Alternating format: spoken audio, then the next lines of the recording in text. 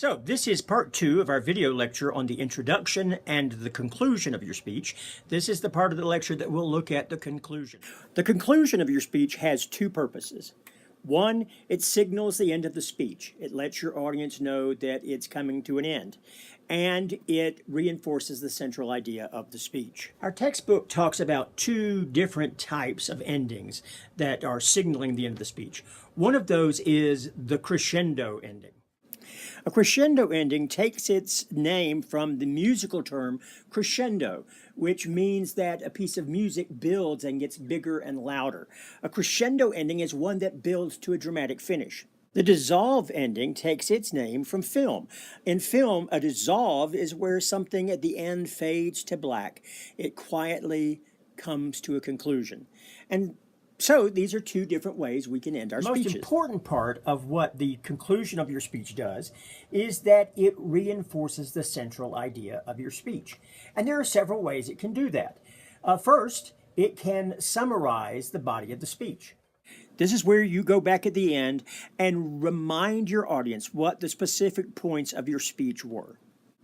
Another technique is to end with a quotation. We've already talked about how effective quotations can be for beginning a speech.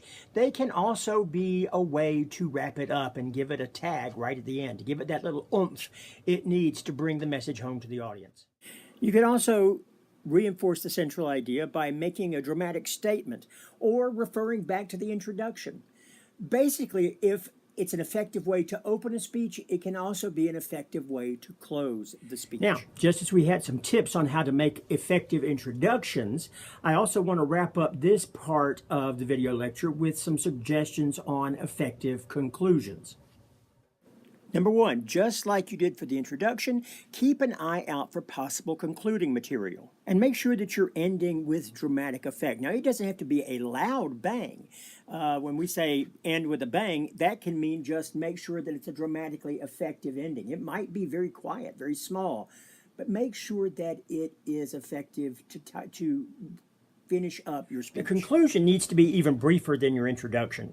If you remember back to the previous lecture, we said that the introduction needs to be 10 to 20% of the length of your speech.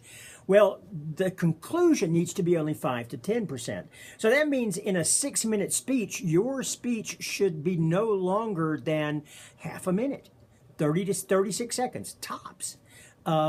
Shorter if possible. Keep it succinct. Say what you want to say quickly and effectively, and then wrap it up.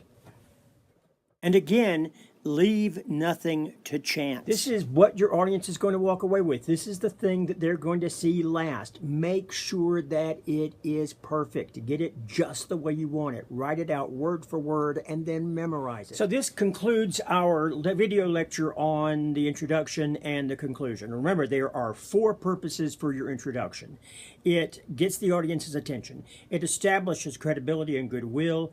It reveals the topic to the audience, and it summarizes or previews the body of the speech.